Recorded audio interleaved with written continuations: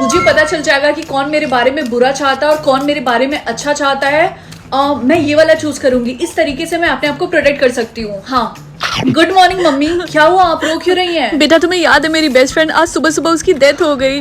मुझे सुनकर बहुत बुरा लगा। मैंने ब्रेकफास्ट नहीं बनाया, कुछ बाहर से ऑर्डर कर लेना। मम्मी आप भूलिएगा मत, मैं भी आपकी फ्रेंड जैसी हूँ। हाँ बेटा मुझे पता है। रिंकी बेटा तुम अभी तक ऐसे ही घूम रही हो, स्कूल नहीं गई तुम? मुझे पता ही था कि मेरे पेरेंट्स का इंटेंशन मेरे लिए अच्छा ही होगा। पापा से वो बात बोलती हूँ। हाँ पापा, आपको पता है ना कि मम्मी ने अपनी बेस्ट फ्रेंड को खो दिया है, तो प्लीज आप उनका ध्यान रखिएगा और वो जो बोल रही है वो करिएगा। हाँ बेटा मैं उसका ख्याल रखूंगा, बस मैंने थोड़ा सा उसको स्पेस दिया है। मम्मी मैं आ गई। अरे ये छोटी लड़की कौन है? बेटा जो मेरी बेस्ट फ्रेंड थी ये उसकी डॉटर है। मैंने उनसे परमिशन मांगा कि क्या मैं इसको रख सकती हूँ और वो लोग मान भी गए, इसलिए मैं इसको घर ले आई। आज के बाद ये यहीं रहेगी हमारे साथ। Hello, welcome to our family.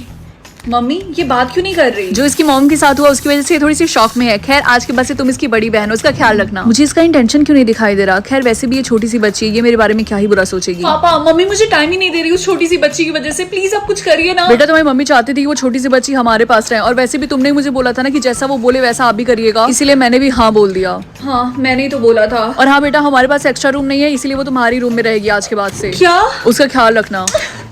मेरी बात सुनो, ये कमरा मेरा है तो मैं बेड पे सोऊंगी और तुम फ्लोर पे, ठीक है? मुझे अभी भी इसके इंटेंशंस क्यों नहीं दिखाई दे रहा है।